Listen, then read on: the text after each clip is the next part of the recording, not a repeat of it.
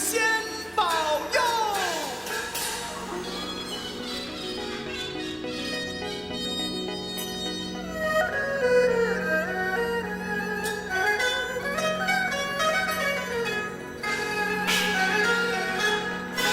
看时代场景变化，随潮流的步伐，好坏对错，黑白真假。都市进步繁华，古老和新颖转化，价值多少，如何评价？守候在门里面，不想外望一下，就看不到天空有多大。以为要个性，却不知什么代价。理想再大，也只是空话。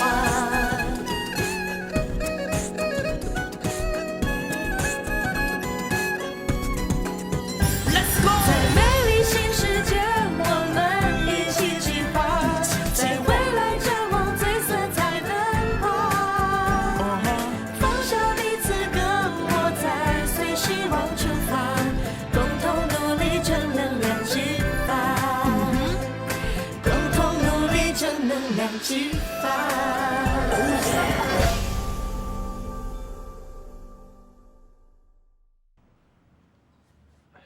怎么样？还会肿吗？没那么肿了。这个世界上啊，怎么会有如此刁蛮的女人？如果她嫁不出去啊，我一点都不稀奇。情人眼里出西施，总会有男人喜欢她的。我听小璇说，她的男朋友是大学教授。那个大学教授能够忍受这个母夜叉，真的是能人所不能，及人所不及啊！这就是所谓爱情的魔力。就好像你对小璇一样啊。说什么？那天晚上你跟我说啊，人在面前，想爱却不敢爱，什么都说不出口。那个人应该就是小璇吧？我们只不过是普通朋友。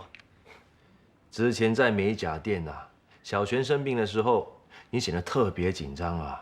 你们不像普通朋友那么简单呢。你想象力太丰富了。你喜欢人家，为什么不敢承认呢？为什么不敢向他表白？到底怕什么？我们不可能在一起的了。为什么不可能？总有个理由吧。哎呀，多管闲事，不要问那么多好不好？你是连家的长孙啊，有责任为连家开枝散叶，延续香火。所谓不孝有三，无后为大。你的弟弟都已经有个8岁的女儿，你身为长兄，更应该积极一点，为你的终身大事做打算。你笑什么？我笑你啊，像一个80多岁老爷爷，说话老气横秋的。本来就是啊。哎，算了，没什么。生气了？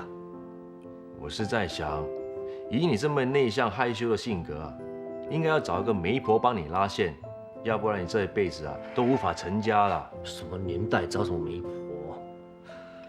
娶妻要娶贤，外貌是其次。最重要的是家世清白，大家闺秀，贤妻良母。我真的怀疑啊，你是不是从古代来的？什么年代了？什么大家闺秀，温柔贤淑的？现在2个人在一起讲究的是感觉。感觉？对啊，就是你看到你喜欢的人，就好像午后的阳光一样温暖，整个世界都亮起来了。那你对小璇就有这个感觉吗？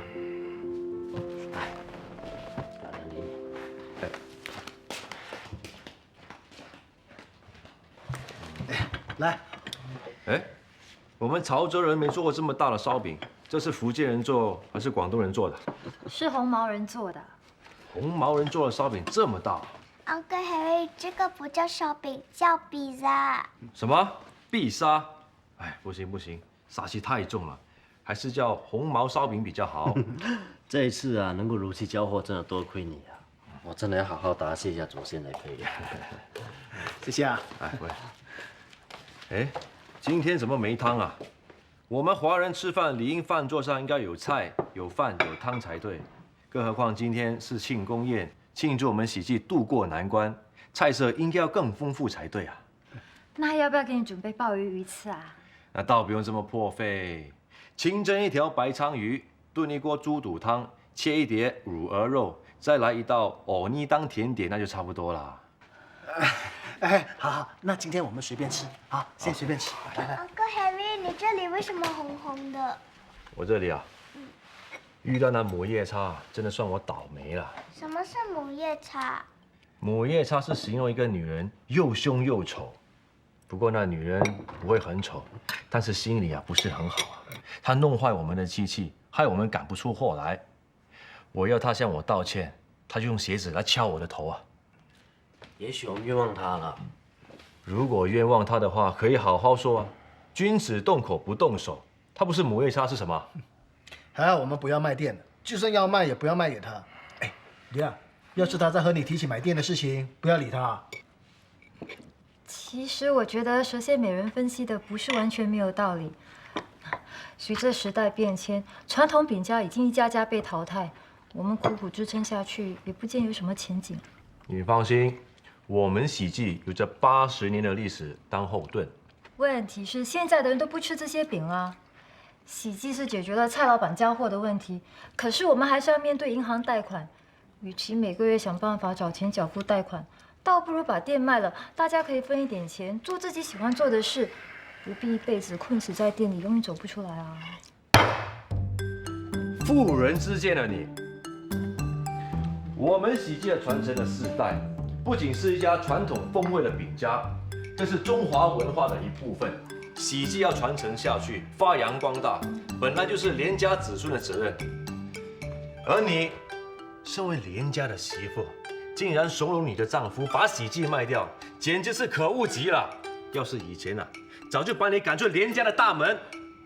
爹，你看他是什么态度，竟然教训起我。哎呀，毛毛，你说话怎么样，给师妮留点面子嘛。她怎么说也是我们喜记的2老板娘啊。我是就事论事，有话直说。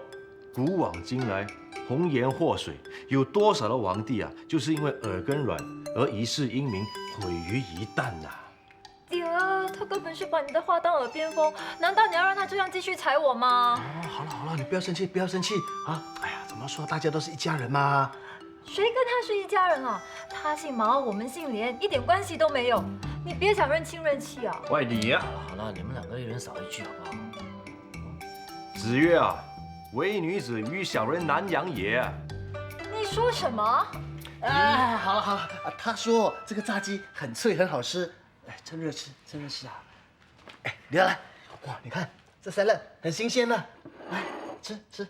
不吃了，气饱了。李亚，李亚。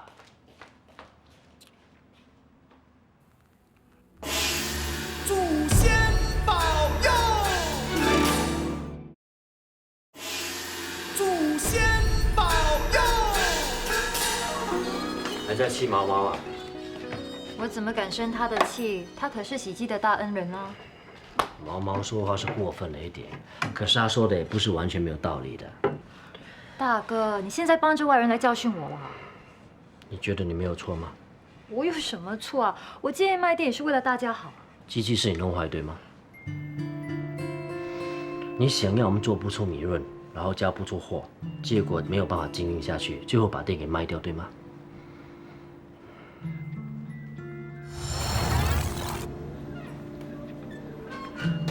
你在干什么啊？不用接Alicia。有啊，我现在就去接他。那一天在洗衣厨房，你见到我就匆匆忙忙跑掉，那个时候机器已经被你弄坏了，对吗？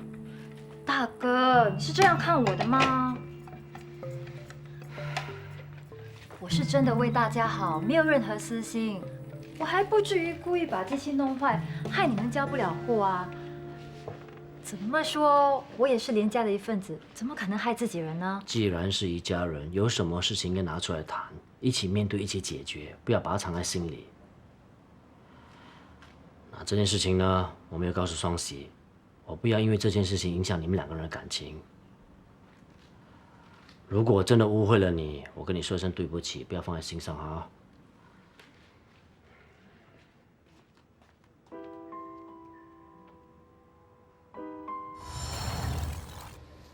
没有其他方法可以说服他们吗？也不是没有，不过可能需要多下一点功夫。如果成功的话，我把你的佣金提高到0.6%，怎么样？只不过比上一次说好的0.5多出一点点而已啊。那你觉得怎么样才算合理呢？我大伯的人很固执的，要说服他恐怕要花一些心思，至少也应该给我1%吧。不如这样吧，你减一点，我加一点，0.8%。成交。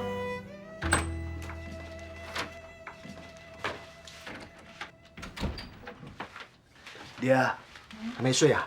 在想什么啊？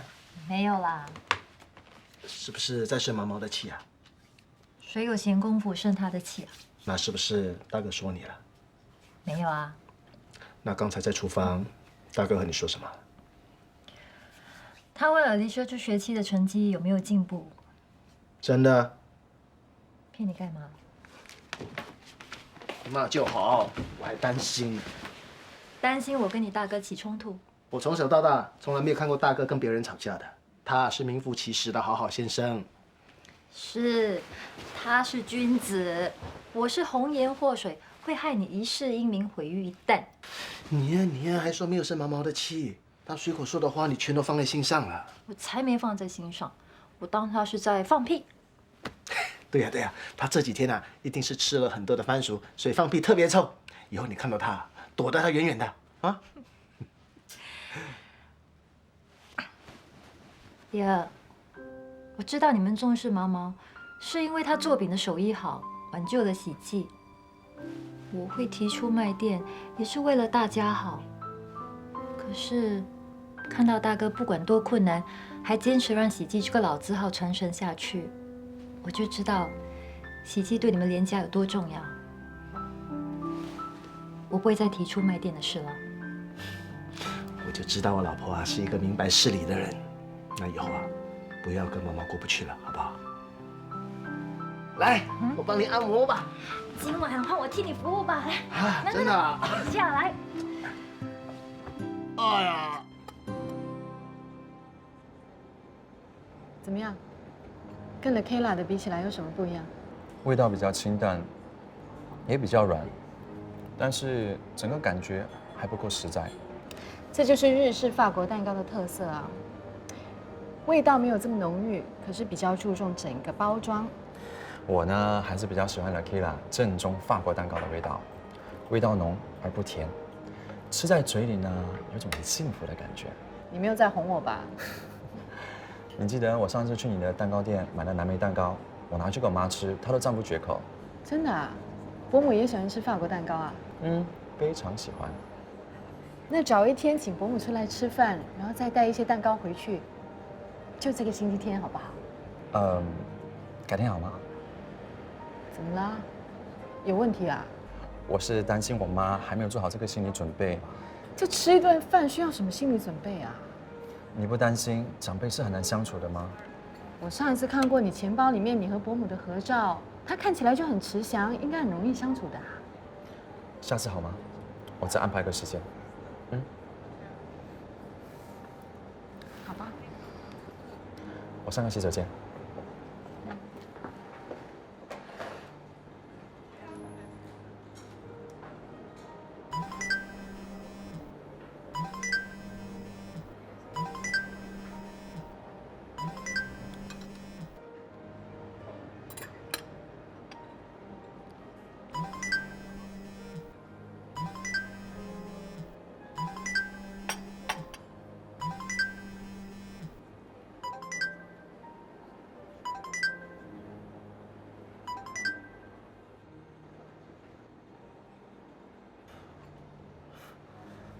是 private number。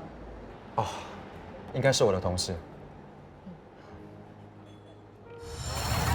第一，要是对方啊跟你约会的时候，一直有 SMS 啊或者是电话啊找他的时候啊，这个人肯定有问题。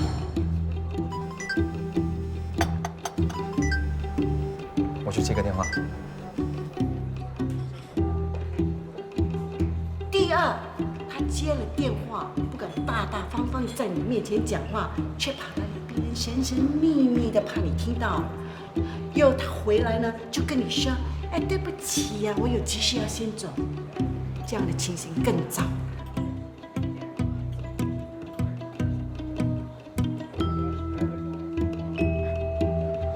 对不起啊，亲爱的，我大学有点事，我现在要走了。不是约好一起去击剑的吗？下次好吗？我再安排个时间。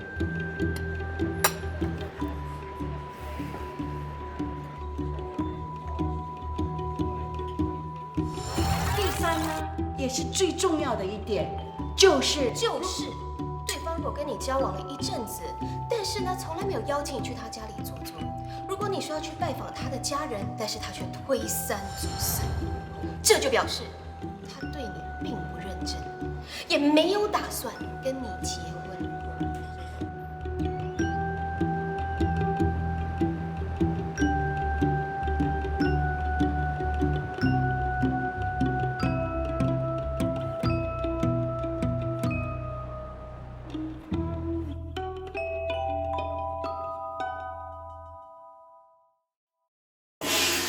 祖先保佑！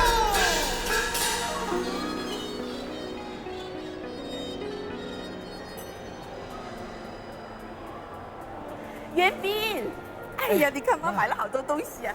哎，我跟你说，我发现那边有间餐馆不错的，我们去吃。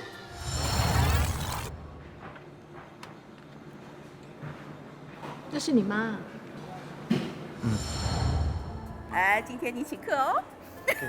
走走走。伯母，你是？你好，我是美人，我是袁彬的女朋友。我之前就想拜会你了，没想到居然在这里碰见。我们刚刚开始交往，本来说过一段时间才告诉你的。难怪，最近回家的时间越来越晚，还骗我说在大学给学生补习。原来你在忙着交女朋友。妈，我没有骗你，我跟美人只是周末才在一起，其他的时间我真的留在大学里的。周末理应是我们母子的家庭日，你现在居然没有时间陪我。妈，不是这样子的，你听我说好吗？儿子，难怪我打电话给你你不接，传简讯给你你不回，心里已经没有我这个妈妈了。妈，对不起。好，我答应你，我会尽量留在家里陪你，好吗？伯母啊，你不用担心的，我们不会不管你的。我跟袁彬有空，周末的时候就会过去陪你。我们本来讲好这个礼拜天要陪你一起吃晚餐的。对不起，我不随便跟陌生人吃饭。伯母啊，你是不是对我有什么不满的地方？没有，我怎么会对一个毫不相干的女人不满呢？你既然不是对我不满，那就是不喜欢你儿子交女朋友啊。难怪他最近常常收到简讯，手机也一直响个不停。我本来以为他交了其他女人，原来是你啊！好了，别再说了，回去吧，我再联系你啊。你之前跟我说你妈还没准备好，不让我们两个见面，其实是因为她怕你被其他女人抢走，最好就24小时待在她身边，当她乖儿子，对不对？不是这样子。儿子，跟你讲那么多干嘛？你怎么可以这样子说话？没教养，没内涵。我告诉你，你根本配不上我儿子袁彬。儿子，我们走。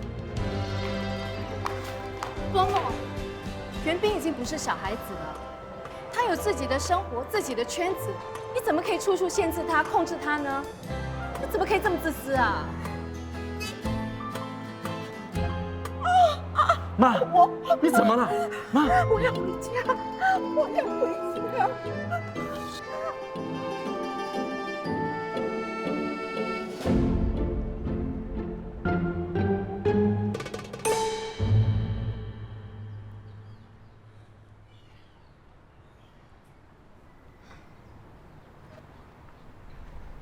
怎么啦？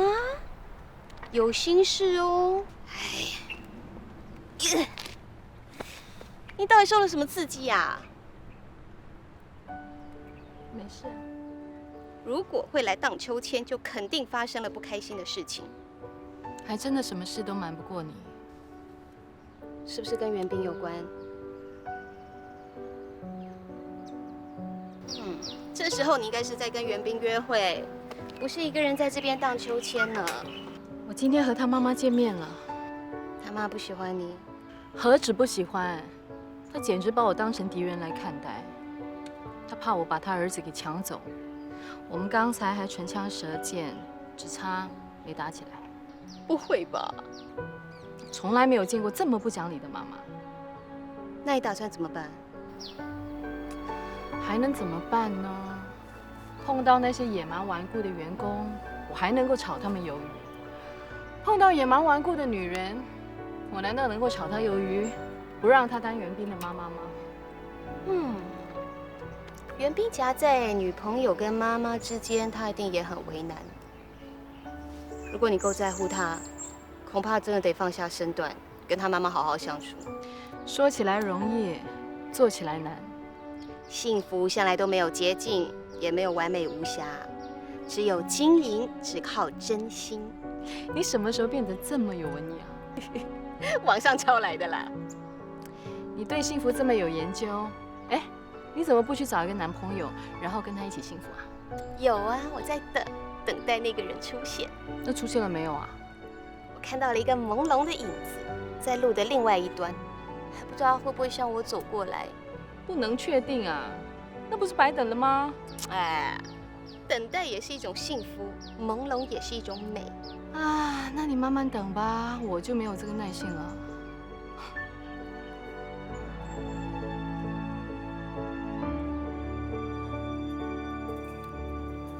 先生要修指甲吗？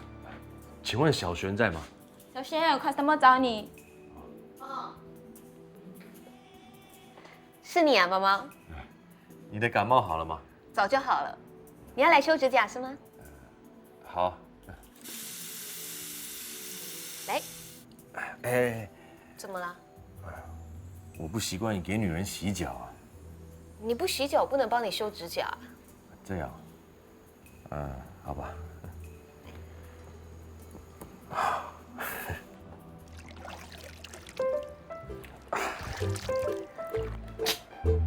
你又怎么了？很痒，不好意思，我自己来好了，我自己洗好了。好吧。小璇，你今年几岁了？女人的年龄是秘密，怎么可以随便告诉你？我猜应该是有30了吧。差不多。你家里有多少人啊？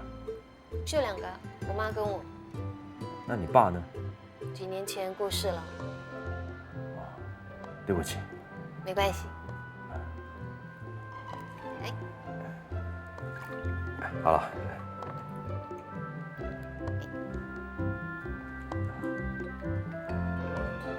小璇啊，其实你样貌端正，年龄也不小了，你怎么还没嫁呢？没有对象，怎么嫁？以前也没有吗？当然有啦。那有几个？4个。4个。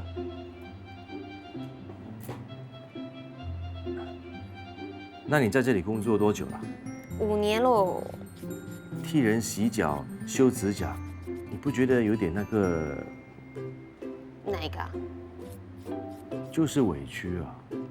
不会啊，这是服务业，帮客人把指甲修得美美的，客人开心，我们也很有满足感。我可以问你最后一个问题吗？请问你几月几日、什么时辰出世的？你问这干嘛？要帮我庆祝生日啊？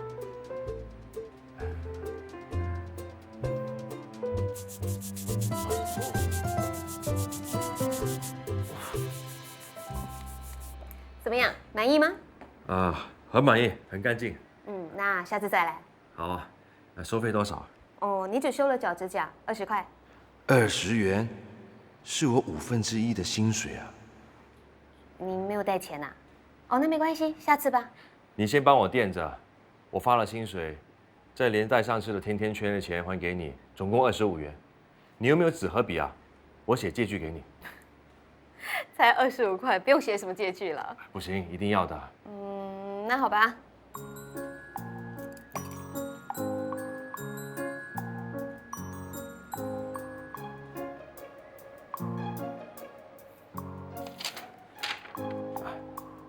这借据你收着，我先走了。拜拜。本人毛毛向欧阳璇借了25元，罚薪之日立即归还，口说无凭，立下此借据为证。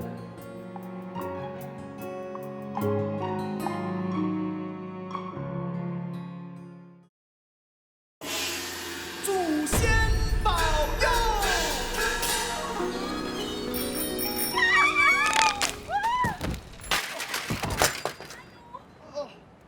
大婶，你没事吧？哎呀，好像遇到脚了。哎呀，喂，安迪，我拎了这么久，为什么你不会闪？耳朵的问题就不要出来了。我找车很贵的嘞，现在摔坏了，我要你赔。喂，你是哪家的孩子啊？对老人家说话如此没礼貌。这里是行人道啊，你却横冲直撞，分明就是你不对，你还敢2人先告状？关你屁事啊！你是不是要替他赔钱？拿钱来了。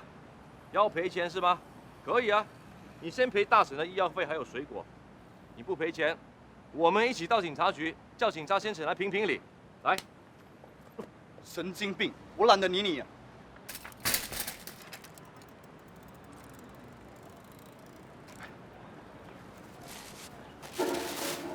大婶，你的水果。谢谢你。哎，你没事吧？啊，没事没事。你不能走路，你想要去哪里？我扶你过去吧。我女儿的店就在附近。好，来，我扶你。谢谢你啊。像你这样好心的年轻人啊，现在已经很少了。哪里？就是这边。原来是这里啊。妈，你怎么了？原来这位大婶是你母亲啊。啊，你们认识的？他是洗剂新请的作笔师傅，你怎么会扭到脚啊？哎呀，为了避开一辆脚车才扭伤的。那个人啊，还凶巴巴的要我赔钱呢。幸好遇到这个好心的年轻人帮我出头，他还扶我回来呢。谢谢你啊，妈妈。不用客气，应该的。你赶快拿药油帮你母亲搓一搓扭伤的地方，如果还没见效，就赶快去看跌打医师。坐吧。我先回洗剂了。来，谢谢你啊。不会。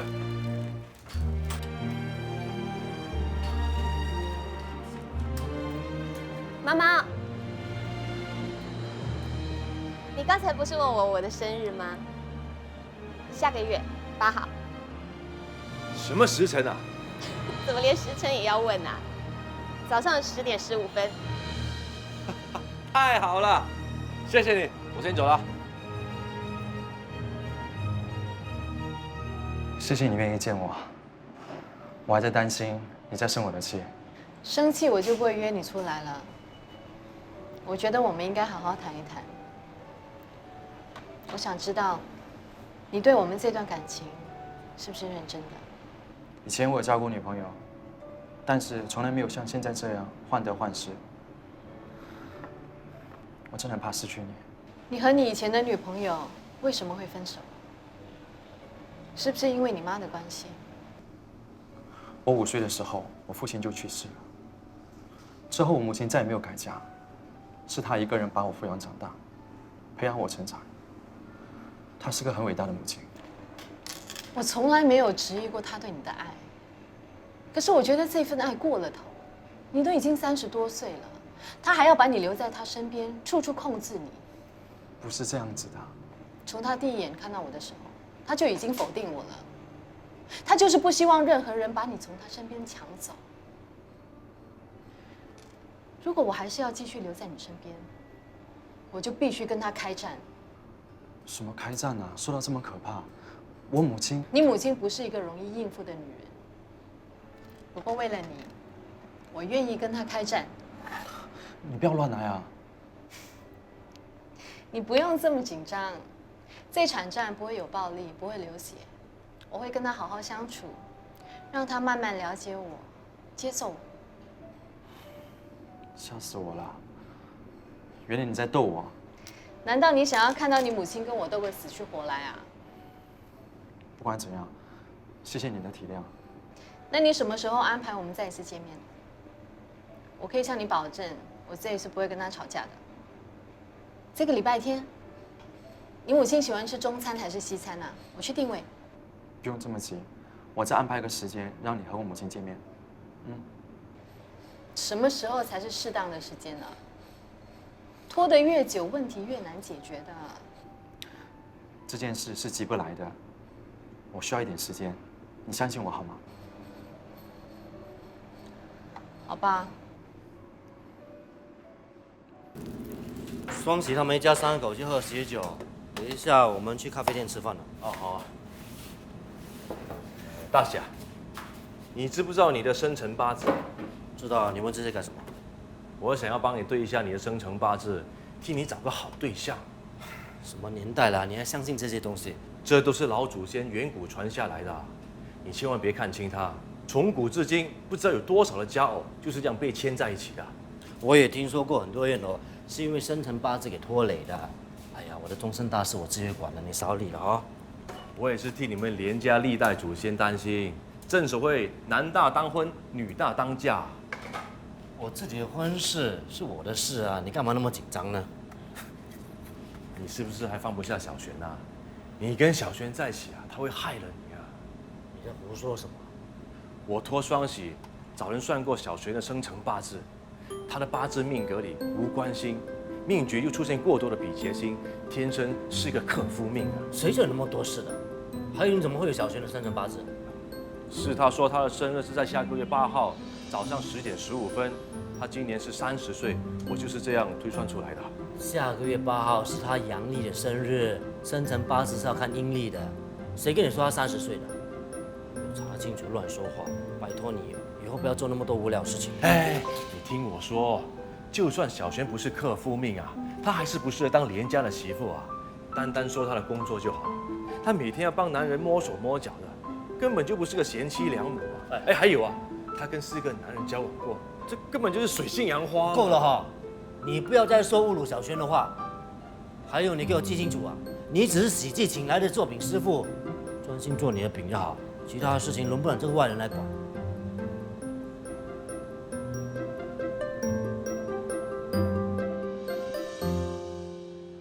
还有，你给我记清楚啊！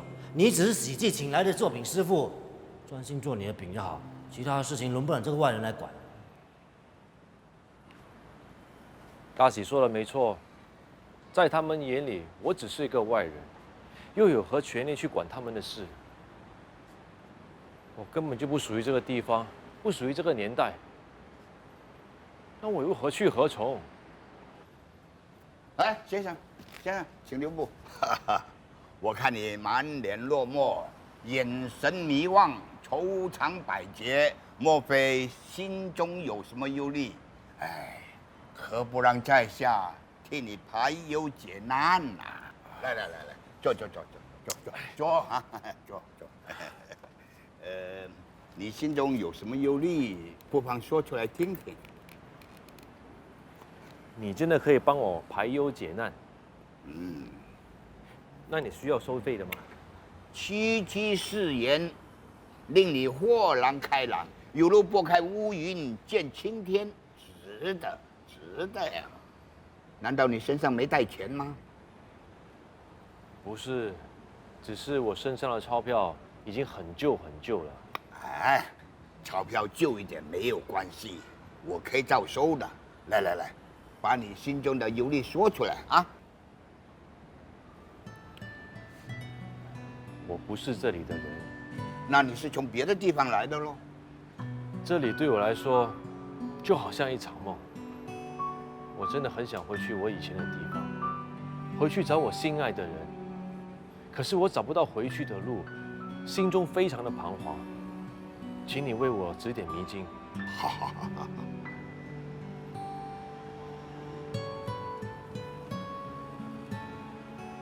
哎，其实路就在你眼前，是你看不见。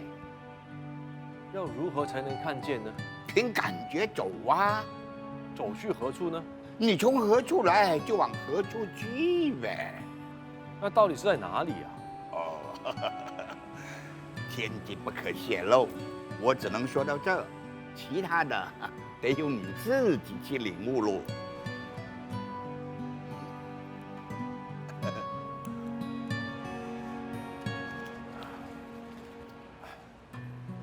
谢谢你啊！啊，谢谢。哎，怎么会这样？哎，先生，回来！其实路就在你眼前，是你看不见。你从何处来，就往何处去呗。小梅。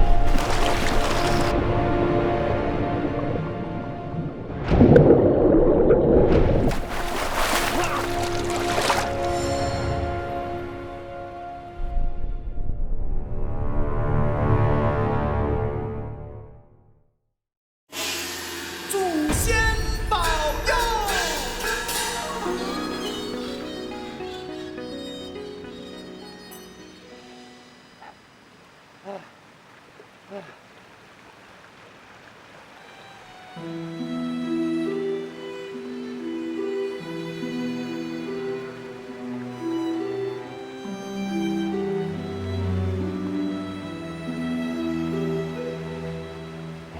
不行，我懂得游泳，肯定会浮上来的。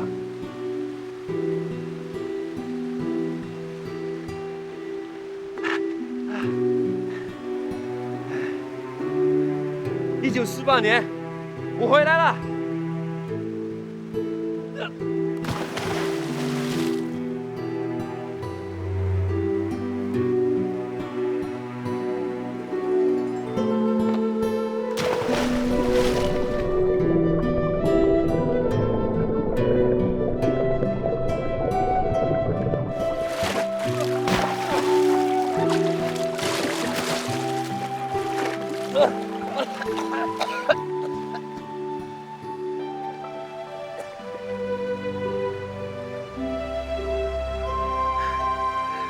小梅，哇，太好了，你自己没事，我终于回来了。哇，原来我还在这里啊！你也不是小梅。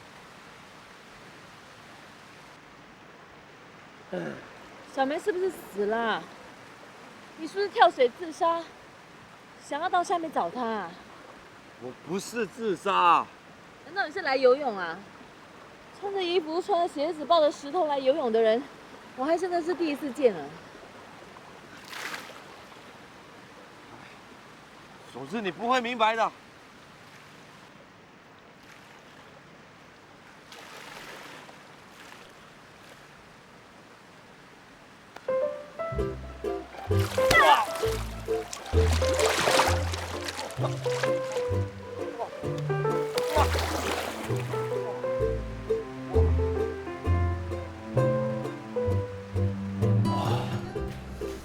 这母夜叉力气可真大，出手真狠啊！每次碰到那外星人，准没好事啊！早知道就不救他，把他淹死算了。什么往河出来，就往河出去，所有都行不通的。外星人到底为什么要自杀？不对，他说他不是自杀，那他为什么要跳下水啊？我真的回不去了，真的回不去了。难道我连文鼎真的要在这里直到老死吗？我这么关心他干什么？关我什么事？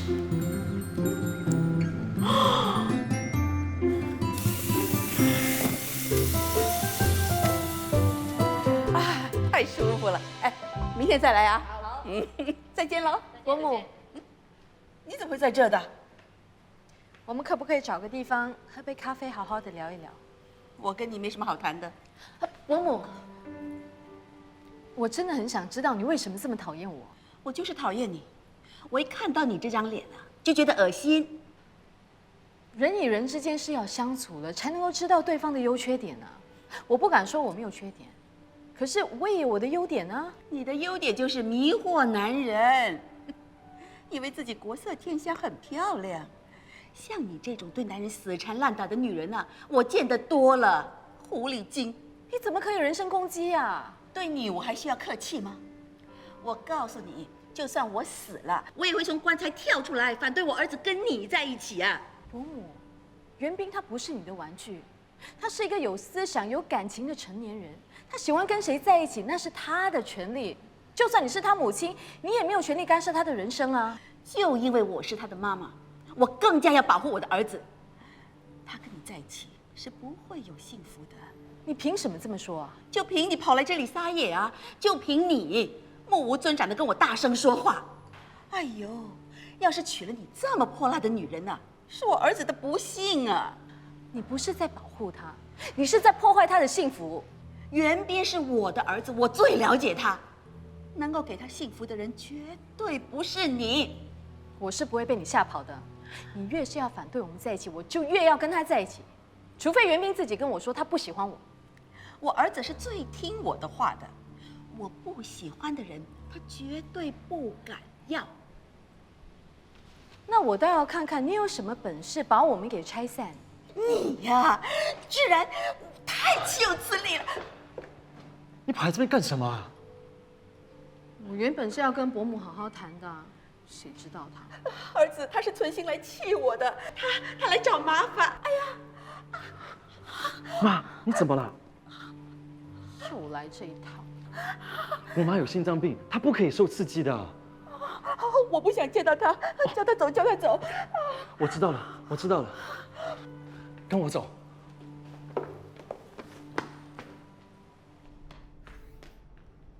你来见我妈，为什么事前不通知我一下？结果你们一见面又吵了起来。我是真心诚意、低声下气的想要跟你妈谈，谁知道她一见到我就没有好脸色，说了一堆难听的话，我才跟她争起来啊。所以我不是说嘛，不要急着和我妈见面，过一段时间我会再安排。你就是不听我的话。你是在怪我啊？我没有责怪你，因为你们第一次见面的时候，她对你印象就不好了。我想过一段时间，等她气消了，帮你说些好话，我再安排个时间让你们见面。谁知道你就是等不及，自己就跑来了。对不起啦。你和我妈现在的关系越搞越糟糕，我夹在你们之间，我左右为难。我不是存心要跟她吵的，我是带着诚意来，我没想到她态度这么恶劣。你的态度也不见得很好吧？他跟你母亲说话，我都已经听到了。这个女人说话目无尊长，咄咄逼人，让你母亲无法招架，颜面全无。身为晚辈，尤其是女子啊，就是长辈说话重了一点，也不能处处反驳，不留情面。他是谁啊？他就是我跟你说的那个外星人。你要死，你干嘛不赶快去死啊？在这里阴魂不散。你看，你看这女人，态度如此的凶悍，说话如此的恶毒，对长辈如此的放肆，根本没有半点女人该有的温柔啊！老兄，如果你把她娶过门的话，家里肯定不得安宁啊！你干嘛不说话？你是不是同意他说的？觉得我是个凶悍的女子，娶了回家就不得安宁？那还要说吗？明眼人也看得出。谁问你啊？喂，啊？怎么会这样？好，我先马上过来。我妈现在胸口突然感觉到一阵郁闷，我再联系你，啊？唉，你会落到如此的局面，你应该回去好好面壁检讨。